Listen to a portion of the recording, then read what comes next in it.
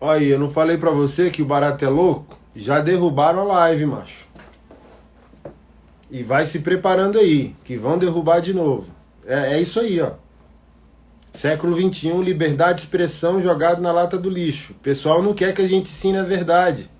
O pessoal quer que a gente ensine a mentira. O pessoal não quer que a gente abra a Bíblia e chame o certo do certo e o errado do errado. Olha aí, tá provado pra você. Bloqueio o meu Instagram lá, venho pra cá, estão derrubando a live. Vão derrubar a live de novo. Já se prepara aí. Que o pessoal quer acreditar na mentira, viver na mentira. Mas onde que eu estava? Todos os nossos desvios procedem da nossa falta de ensino bíblico, procedem da nossa falta de ensino teológico. E cada um passa a focar Deus na experiência. Olha, tô arrepiado, é Deus. Não, é Deus se tiver escrito, irmão. Mas para uma geração de pastores que está pregando ego, teologia do bem-estar, teologia do sucesso, teologia do dinheiro, teologia do descompromisso, você pode viver em pecado, Deus te ama. Você não é o erro que você comete. Como não? Padeiro faz pão, desgraçado faz desgraça, santo faz santidade. Como você não é o que você pratica? Como assim? Você não é o que você faz? Óbvio que você é o que você faz. Quando Jesus voltar, ele vai julgar pecados ou pecadores? Pessoas serão condenadas ao inferno ou só o pecado será considerado condenado ao inferno? Ao julgar pecado, Deus não julga juntamente os pecadores? Então, é essa covardia pastoral de não ensinar a Bíblia e de não ensinar a teologia que faz com que todo tipo de loucura venha a surgir, tá bom? Mas voltando para você, feminista cristã. Vamos abrir a Bíblia, vamos? E como diz o Siqueira, vamos comprar um pestobarba para rapar esse sovaco seu aí? E vamos comprar uma Bíblia ou tirar a sua Bíblia que você jogou no lixo? Pra gente ler? E ensinar a você direito o negócio? Mostrando para você que é totalmente incompatível seu feminismo com a fé cristã.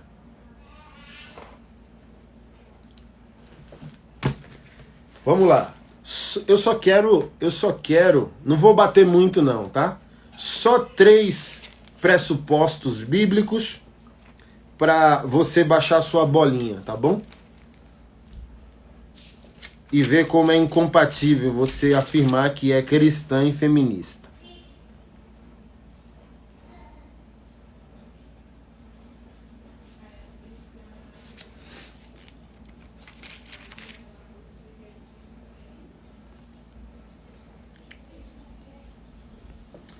Segundo Timóteo, capítulo 2, verso 11, está escrito: a mulher aprenda em silêncio, com toda sujeição. Não permito que a mulher ensine nem usurpe a autoridade sobre o homem, mas que esteja em silêncio. Porque Adão foi formado primeiro, depois Eva, e Adão não foi enganado, mas a mulher, sendo enganada, caiu em transgressão. Contudo, ela será salva, dando luz a filhos, se continuar na fé, no amor, na santidade e com sobriedade. Vamos lá, tá? Vamos lá. Guarde as pedras.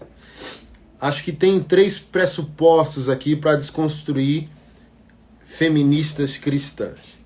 A primeira é, elas pegam esse texto para afirmar que Paulo era machista. 1 Timóteo, capítulo 2, verso 11. 1 Timóteo, não é segunda. 1 Timóteo, capítulo 2, verso 11. Elas pegam esse texto para afirmar, eu não vou crer no que Paulo ensina, sendo que Paulo é o escritor de 70% do Novo Testamento. Se a gente não vai crer em Paulo, não existe nem Novo Testamento a seguir. Então, por isso que essas feministas estão mais lendo o Segundo Sexo de Simone do que a própria Bíblia. Se elas vão rejeitar Paulo, rejeitaram 70% do Novo Testamento. Elas pegam essa fala de Paulo para dizer, ele é machista, olha só como ele é opressor, ele não é igual a Jesus. Como que Paulo é machista se uma outra fala, numa outra carta dele, ele disse, não há homem nem mulher. nem escravo nem livre, nem judeu e nem grego. Todos nós somos um em Cristo Jesus. Como que um cara é machista e diz que a mulher e o homem estão no mesmo nível de dignidade diante de Jesus? Não há homem e nem mulher. Todos somos um em Cristo Jesus. Pois bem, o que a feminista cristã não quer fazer? Conhecer teologia, conhecer a história do cristianismo, muito menos as ferramentas corretas de interpretação de um texto, que a gente chama de exegese e hermenêutica, que de maneira simplista e direta, do que se trata essas ferramentas de interpretação na aplicação de um texto bíblico? Eu não posso ler um texto bíblico sem respeitar essas ferramentas de interpretação que vão levar em conta destinatários, escritor, motivo, antitexto, texto, pós-texto, que a gente vai chamar de contexto, a carta toda e a Bíblia toda com a visão global sobre aquele assunto, tá? Quando eu faço essa análise bíblica, teológica e histórica, eu vou entender que cenário existia naquele tempo histórico. Para que eu faça a aplicação doutrinária, porque é isso que um verdadeiro pregador minimamente teológico faz. Ele lê o texto, o antitexto, o pós-texto, que a gente chama de contexto, a carta toda, os destinatários, o escritor daquela carta, o motivo pelo qual aquela carta foi escrita. Quando eu faço essa análise, eu concluo de maneira direta o que numa pregação bíblica, ao usar um texto bíblico.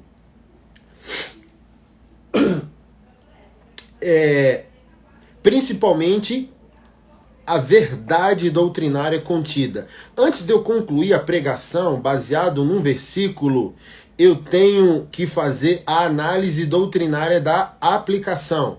Eu prego um sermão inteiro. No final do sermão, eu aplico a doutrina. É assim que se faz uma pregação bíblica. Que doutrina eu tiro de João 3,16?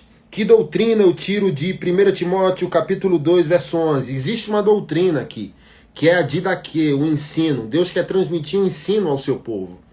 Então a gente vai chamar isso de doutrina. No final do sermão eu aplico a doutrina.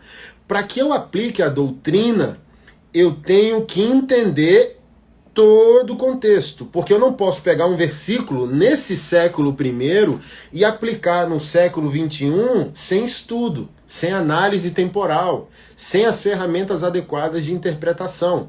Depois que eu zero o contexto daquele tempo, eu tenho clareza de fazer a aplicação. Sabe por quê?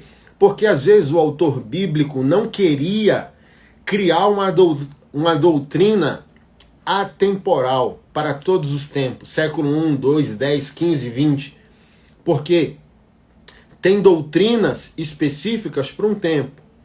Tem doutrinas que são atemporais. Isso vai ser fruto da análise que você vai fazer. Isso aqui que o apóstolo Paulo disse é para todos os tempos ou só para esse tempo?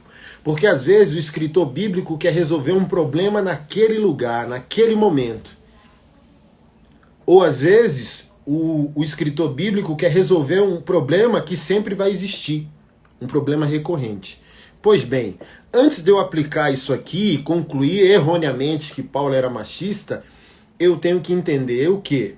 O que você, cristã feminista, precisa entender? Que os primeiros convertidos da igreja que formou a igreja do primeiro século, ou que a gente pode chamar de igreja primitiva, eram os judeus.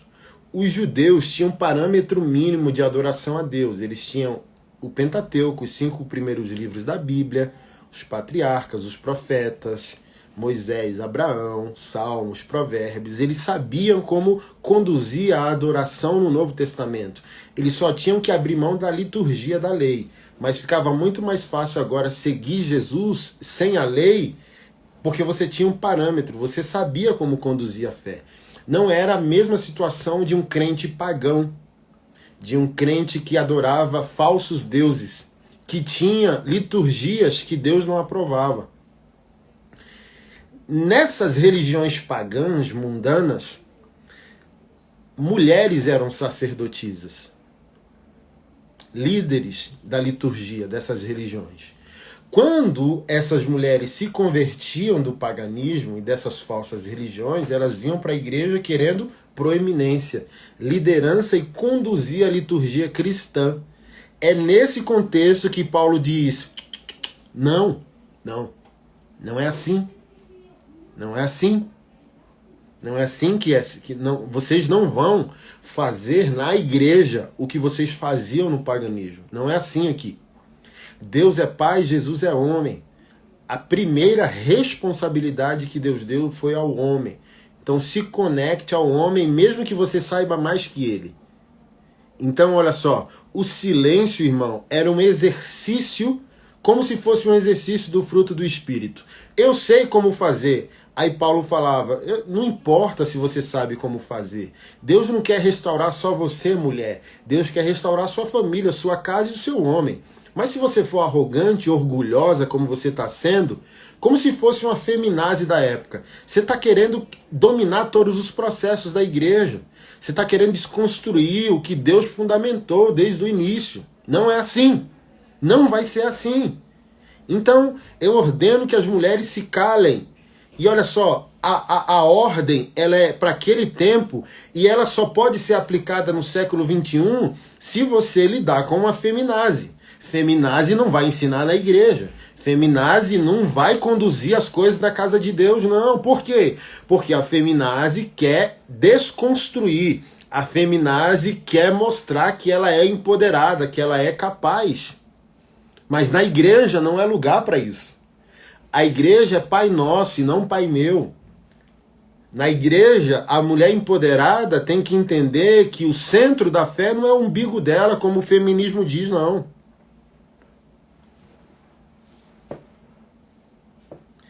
E Paulo, primeiro pressuposto é esse. Segundo pressuposto, verso 14. Não, segundo pressuposto, verso 13, desculpa. Porque Adão foi formado primeiro, depois Eva. Irmã, aceita que dói menos. Ser liderada pelo homem não é prerrogativa feminina. Toda a criação só funciona se o homem for o líder. Assim como o líder da igreja não é o corpo, é o cabeça, que é Jesus, e Jesus está sujeito ao Pai, disse a Bíblia, a vida não vai funcionar se a mulher quer guiar os processos. O volante foi dado ao homem, ponto final, chore com Deus. Paulo já tentou, porque olha só, o seu problema não é o tipo de homem que existe. Seu problema é o tipo de Deus que você está servindo. Enquanto você servir o Deus problema, porque você está servindo o Deus problema. Quem é o Deus problema? O machismo. Não dão espaço para mim. Mulher não é pastora. Mulher não é teóloga. Você tá com foco no lugar errado. Você não tem que servir o Deus problema. Você tem que servir o Deus vivo. É o Deus vivo que conduz todas as coisas. Então Paulo tenta, nesse segundo pressuposto, fazer a mulher sentir o peso da palavra. Sabe qual é o seu problema, irmã? Seu problema é o peso da palavra. Você não aceitou o peso da palavra.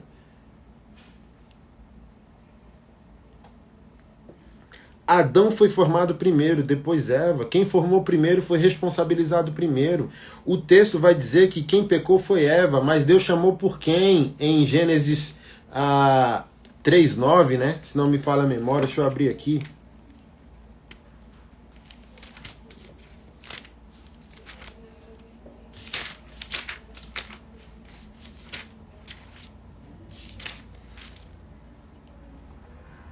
Isso, Gênesis 3:9. Adão, onde estás? O texto, a Bíblia diz que não foi Adão quem pecou, foi Eva quem pecou. Mas quando Deus vai no jardim, Deus chama por quem? Por quem errou? Ou por quem era responsável ou responsabilizado por Deus pela gerência? Adão foi formado primeiro, depois Eva. A mulher que aceita o peso da palavra, ela aceita com mansidão e deixa Deus conduzir as coisas. Terceiro pressuposto, verso 14. E Adão não foi enganado, mas a mulher sendo enganada caiu em transgressão. Aqui é o pressuposto do fatality. Fatality. Finishing. Encerramos o assunto. Pastores, quase todos os pastores que pregaram isso e pastoras que pregaram isso para você, te falaram que Eva pecou porque Adão se omitiu. Mentira! Vá ler Bíblia. Eva não pecou porque Adão se omitiu. Eva pecou porque ela quis. A mulher é má. Só não tá na moda falar que mulher é má. Só não tá na moda falar que mulher manipula, mente. Só não tá na moda falar que se a mulher tivesse a força física que o homem tem, você ia ver o mal que a mulher é capaz de praticar. Mas como ela não tem a estrutura física que o homem tem, ela tem suas táticas de guerra, mentira, manipulação, domínio, sedução. Principalmente porque ela tem sexualmente aquilo que o homem quer. Então ela usa a manipulação e a sexualidade para atingir seus objetivos. Ela quis. O texto diz lá em Gênesis que a mulher viu que o fruto era desejável para dar para ela o que Deus não a deu. Eu afirmo, e não tenho medo de ser julgado por isso, que Eva foi a primeira feminista da história. Porque o que é feminismo? Usurpar para si o que Deus, o Criador, não te deu. O que Deus, o Criador, não te ofereceu. Eva quis o que Deus não preparou para ela. Isso é feminismo. Usurpar o que não é teu. O texto, volta lá em Gênesis. Volta lá em Gênesis e lê. Adão não se omitiu. Como Adão ia se omitir se Adão era perfeito? Eva era perfeita. Eva viu, ouviu Satanás, viu o que Satanás ofereceu e ela decidiu pelo pecado. Quando ela decidiu pelo pecado, ela estendeu o pecado a ele, mas foi ela. É por isso que Salomão em Provérbios diz que a mulher sábia edifica o lar. Olha só, edificar significa construir a partir de um fundamento. Deus mandou o homem lançar o fundamento, mas quem é responsável por qualquer construção? A mulher. O texto diz, a sábia edifica, mas a tola com as próprias mãos destrói. Ou seja, no final das contas, irmão, quem manda é a mulher, a gente sabe disso, pô. A gente fica bancando de machão, de machonaria, mas a gente sabe que no final das contas, irmão, é sim senhora, não senhora. No final das contas, irmão, do que adianta ser o cabeça e a mulher ser o pescoço? A mulher, o pescoço, ela manja do Paranauê, ela conduz bem, ela oferece aquilo que tu quer, ela te engana com facilidade, ela te seduz. Então, ela até permite que tu seja cabeça, desde que ela te engane sendo o teu pescoço.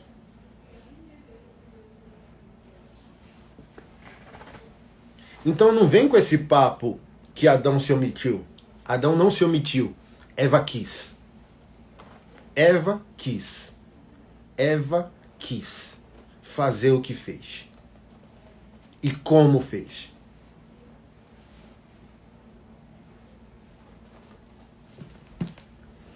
Adão não foi enganado. Ou você não crê que a Bíblia é a palavra de Deus. Se você não crê que a Bíblia é a palavra de Deus, ó, casca fora, eu não estou falando com você. Eu estou falando com gente santa de Deus comprometida com as Sagradas Escrituras.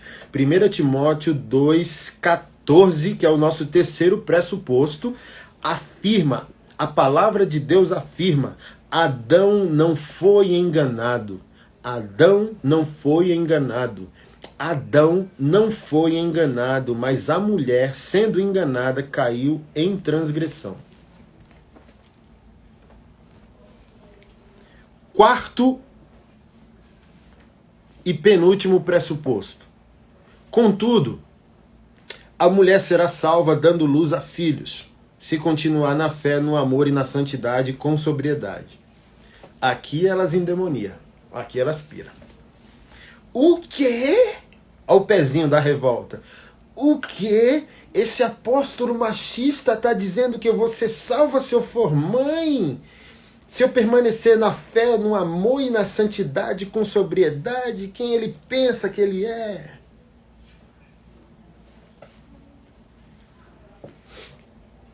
Como eu disse no início, a mulher só vai conseguir atingir seus objetivos como uma cristã evangélica se ela sentir o peso da palavra.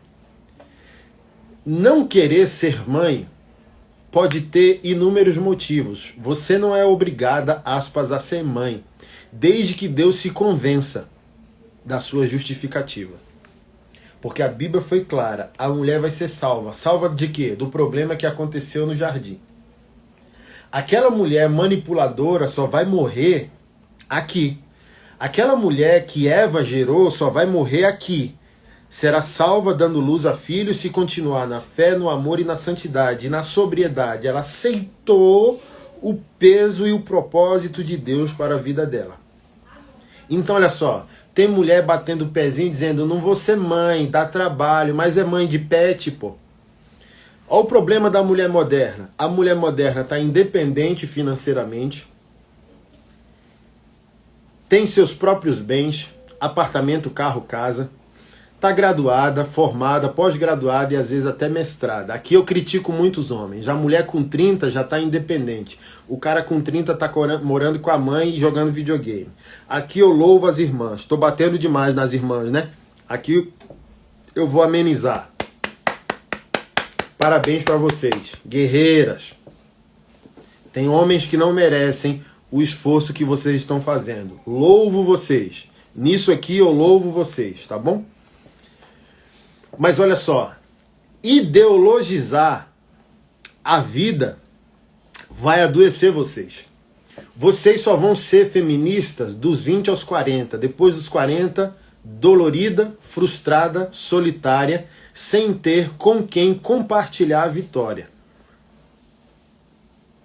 Aí essa mulher moderna tem formação, independência financeira, o amor de um pet e um vibrador.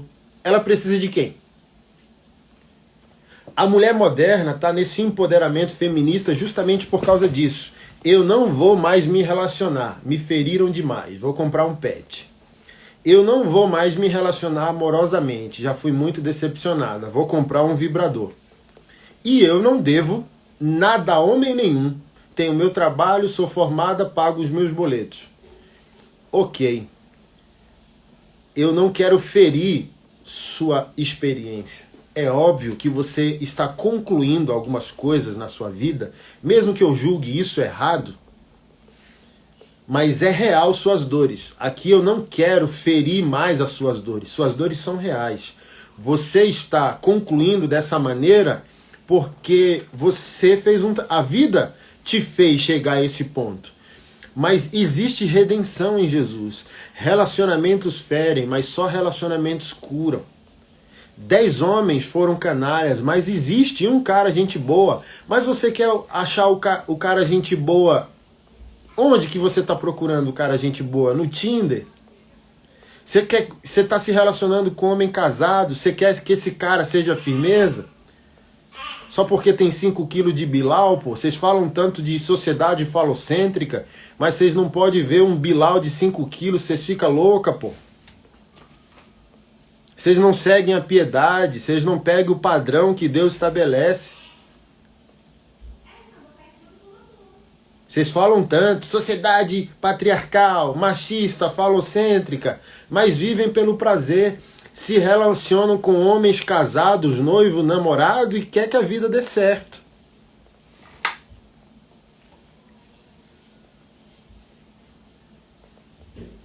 Quer achar homem certo no Tinder. Ah, eu achei o homem da minha vida. Onde? No Tinder. Ah, eu achei o homem da minha vida. É mesmo, mas é casado. Tem namorada, é noivo, é pastor casado. Aí você tá de brincation to me, meu amigo. Aí atirei o pau no gato, totô, mas o gato totô não morreu. Aí você tá de brincadeira. Aí é pedir demais, meu amigo. Não busque um homem perto do teu prazer, busque um homem perto de Deus. Busque um homem, irmão. Olha só, você talvez está sendo essa mina aí do peitão, do decote do Salmo 23. Homem piedoso, irmão, não quer comprar carne no açougue, não. Você está se expondo seu corpo como se expõe carne na vitrine do açougue. Existe homem firmeza, existe homem de caráter, existe homem de Deus. E homem de Deus não compra carne humana no açougue da vida, não, entendeu? Então, assim, ó, às vezes eu observo isso. Até eu já confrontei líderes aqui da igreja que minha esposa mostrou que estava curtindo foto de irmã de biquíni na praia. Irmão, olha só, vai pra praia, posta, irmã, poste foto, tire foto. Quem não fica feliz por uma viagem? Mas não posta teu corpo não, moço. Eu, assim, ó, se for discípula nossa da nossa igreja, eu já bloqueio, já deixo de seguir, já dou uma bronca. Aí minha esposa mostrou, ó, o diácono tal curtiu a foto da irmã ali, irmã bombadinha e tal, lutadora de arte marcial, e os irmãos da igreja, uns 3 irmãos da igreja, curtindo a foto das irmãs. Chamei todo mundo na chincha. Chamei todo mundo na responsa. Então quer achar o homem da tua vida com um decotezão no Instagram e o Salmo 23, você só vai achar vagabundo. Depois não chora não. Você só vai, ó só, você só vai achar cara que não presta. Faça um teste. Ouça esse pastor aqui. Eu tô sendo duro porque eu amo a igreja do Senhor. Eu não tô aqui querendo ferir ninguém. Mas você precisa ouvir umas verdades. Troca a tua leg por um vestido e tu vai ver que as influências, as amizades e, consequentemente, as possibilidades vão mudar. Tá com a leg, vai para a igreja de leg, vai para a igreja de decote, vive toda apertadona. Ah, eu fui para academia, agora não sou mais sedentário e tenho que mostrar meu corpo. Não, você não é açougue para mostrar carne. Faça o teste.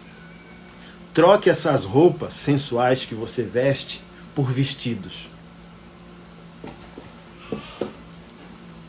E depois me procure. E depois me procure, se eu tiver errado. Mas deixa eu voltar ao texto. Contudo, ela será salva dando luz a filhos. Por quê? O filho quebra o orgulho. Aceitar que alguém seja dependente de você quebra teu orgulho, quebra tua arrogância, tua prepotência. E se ela continuar na fé, e o que é continuar na fé? Receber o peso da palavra e o peso do propósito de Deus. Continuar no amor.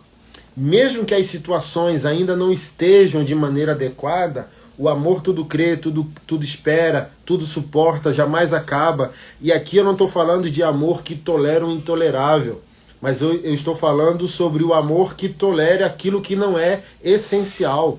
Existem problemas ao nosso redor que não são problemas essenciais, que podem ser suportados pelo amor. E na santidade, que é o caráter do Senhor em nós. Esses são os 4 pressupostos desse texto. O 5º pressuposto eu não vou nem abrir, de tão humilhante que é. Paulo era machista, diz a Valentina Gospel, crente leite com pera, da teologia coaching do século XXI. Paulo era machista, Jesus era feminista, Jesus era dos direitos humanos, Jesus era negro, resistência, abaixo o patriarcado, Jesus era revolucionário, Jesus era preso político. Olha os absurdos, irmão, dessa esquerdalha evangélica que está surgindo. Jesus era um preso político, resistência. Que mané preso político, brother. Jesus é Deus que veio à terra para salvar pecadores. Ele não veio fazer revolução nenhuma, animal. Ele não veio confrontar o Império Romano. Ele não veio confrontar o judaísmo. Ele veio salvar pecadores. Que papo é esse que Jesus era revolucionário? Que papo é esse que Jesus era preso político? Que foi a política que matou Jesus? Que conversa maluca, gente. Jesus é Deus. Paulo disse, de uma coisa eu tenho certeza, Jesus Cristo se manifestou para salvar pecadores, dos quais eu sou o primeiro. Jesus foi para a cruz para morrer, ninguém matou Jesus, não está escrito na Bíblia, ninguém tira a minha vida, eu a dou voluntariamente. Jesus veio para morrer, ninguém matou Jesus.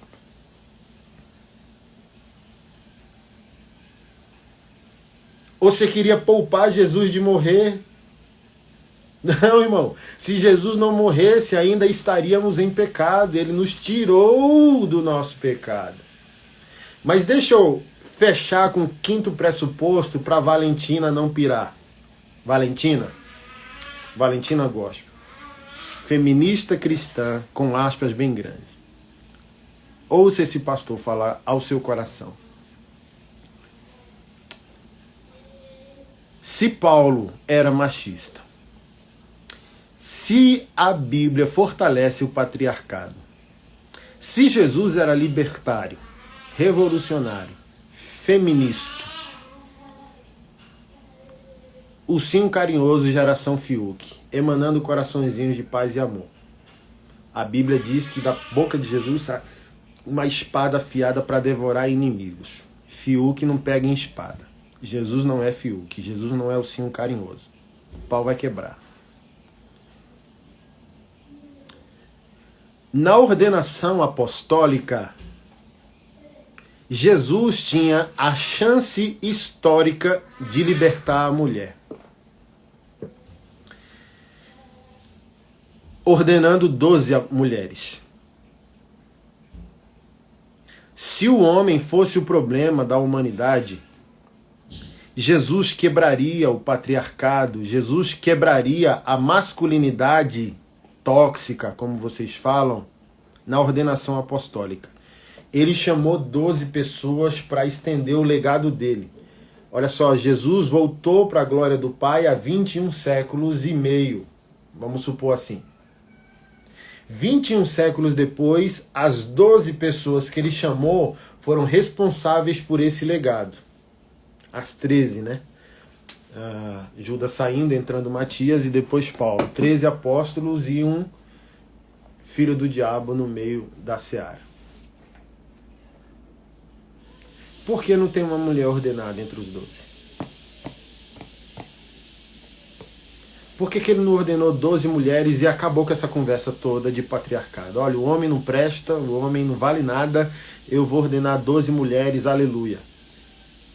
Porque, irmão, assim como postou o Felipe, o homem é a solução, o homem é o antídoto. Deus é Pai, Jesus é homem. O homem foi criado por Deus e Deus é o exemplo máximo de masculinidade. O volante foi dado na mão dos homens. Quando os homens erguem seu altar, eles param de ser uma ameaça, eles param de ser destruidores. É óbvio que o mundo é cheio de homens canalhas na maioria. A igreja é cheia de homens canalhas na maioria. A igreja, majoritariamente, é de pastores que não se sacrificam, mas pastores que escalpelam o rebanho.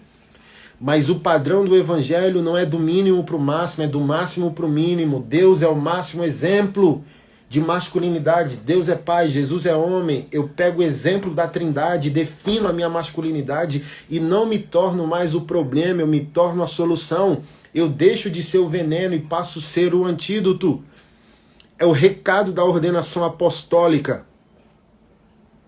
O homem é a solução. E Jesus ordena 12 homens e nenhuma mulher. Ele ordena 12 apóstolos e nenhuma apostila. Por quê? Mulheres foram feitas sim para serem cuidadas, amadas, supridas e protegidas.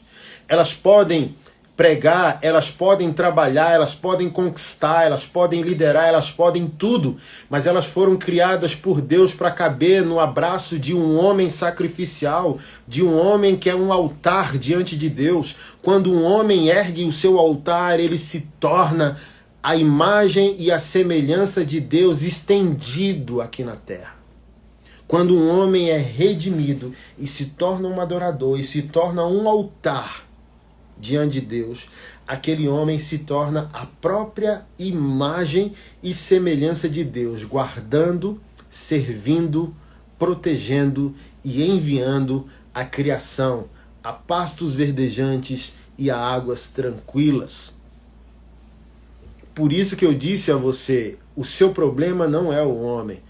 O seu problema é se você está servindo Deus como você deveria. Você está olhando para o Deus problema, quando você deveria olhar para o Deus de Israel. Você está olhando para o Fiuk, você está olhando para o Enzo, você está olhando para o troglodita machista. Você não está olhando para o homem bíblico, você não está olhando para o homem redimido, você não está olhando para o lugar certo. 5 pressupostos para Valentina entender que ela está errada, que o feminismo não vai resolver, o feminismo não vai redimir. O machismo é um câncer, sim, mas o feminismo é só um band-aid, e band-aid não cura câncer. Se você está com câncer, você não toma dipirona. Se você está com câncer, você não coloca um band-aid em cima. Se você está com câncer, você faz quimioterapia. Evangelho é quimioterapia ao problema do pecado. Feminismo não vai resolver as estruturas da vida. Feminismo não vai resolver as equações da vida, as relações da vida. Feminismo não vai redimir a mulher. Feminismo não vai redimir o homem. Feminismo não vai redimir a família. Feminismo não vai redimir a sociedade. A única cosmovisão que consegue resolver todos os problemas é a fé cristã.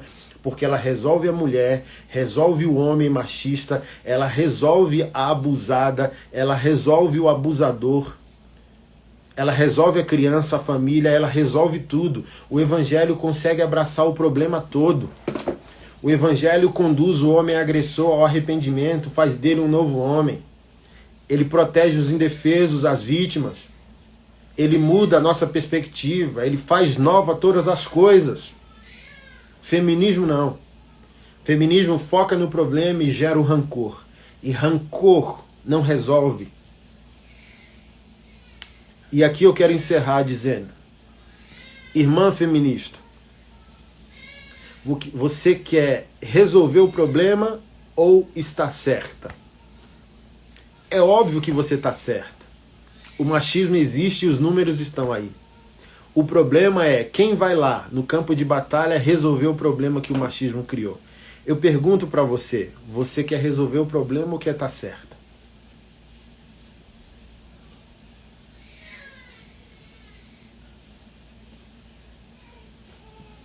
Deus te abençoe, tamo junto, amo vocês, amo o Evangelho, amo Jesus, amo a Bíblia.